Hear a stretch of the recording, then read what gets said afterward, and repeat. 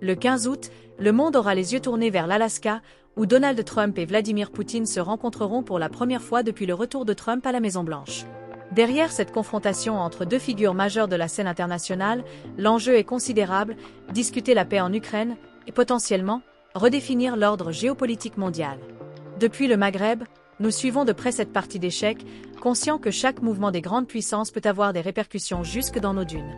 Entre espoir, appréhension et humour, nous observons attentivement, espérant que les décisions prises n'ébranleront pas la stabilité de notre région. Trump, nouvellement réinstallé à la présidence, a choisi l'Alaska pour ce face-à-face avec Poutine, un choix hautement symbolique, à la frontière entre les deux nations. L'objectif déclaré est ambitieux: mettre fin à la guerre en Ukraine, au prix, peut-être, d'un échange de territoire. La proposition est controversée, car elle pourrait entériner des annexions russes, soulevant une vive opposition ukrainienne et de nombreux débats internationaux. Pour Moscou, l'enjeu consiste à consolider ses gains, tandis que la communauté internationale s'inquiète d'une paix négociée sans l'Ukraine.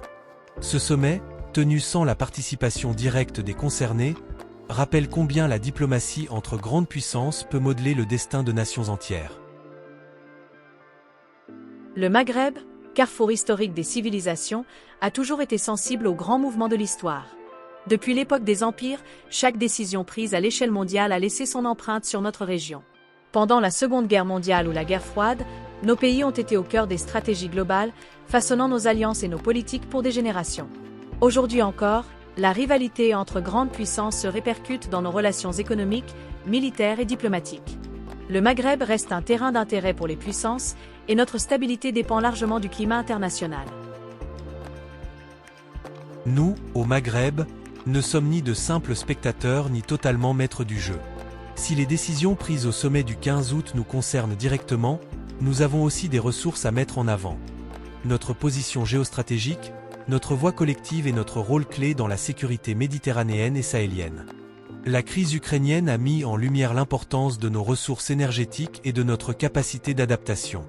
Loin de rester passifs, nos pays s'affairent dans les coulisses, défendant leurs intérêts et s'inscrivant dans la dynamique internationale, que ce soit par l'exportation de gaz, le développement des énergies renouvelables ou la participation aux initiatives de paix régionales. La tradition diplomatique du Maghreb s'est construite sur l'équilibre et le pragmatisme. Dotés d'une riche expérience de la médiation et de la négociation, nos pays savent conjuguer respect des principes et réalisme stratégique.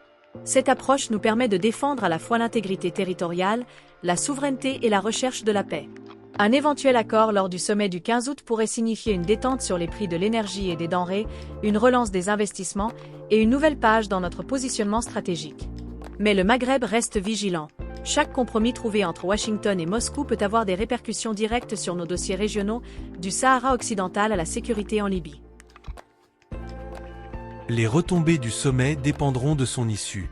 Une baisse des tensions Est-Ouest serait favorable à la stabilité, au tourisme et aux investissements. A l'inverse, un échec ou un compromis fragile maintiendrait la pression sur notre région, avec des risques de compétition accrue pour l'accès au financement et l'influence des grandes puissances. Le Maroc, en particulier, devra veiller à préserver le soutien américain tout en gardant de bonnes relations avec la Russie et l'Europe. Le positionnement diplomatique, la diversification des partenariats et la vigilance sur les dossiers stratégiques du Sahara marocain à la sécurité régionale seront essentiels pour tirer profit des éventuelles évolutions. Le sommet du 15 août entre Trump et Poutine sera observé avec attention au Maghreb, car l'avenir de notre région reste intimement lié aux décisions prises par les grandes puissances. Mais contrairement au passé, nous ne sommes plus de simples spectateurs. Notre voix, nos intérêts et notre capacité à saisir les opportunités pèsent désormais davantage. Que l'issue soit favorable ou incertaine, le Maghreb continuera d'avancer avec sagesse et détermination, fidèle à ses traditions et résolument tourné vers l'avenir.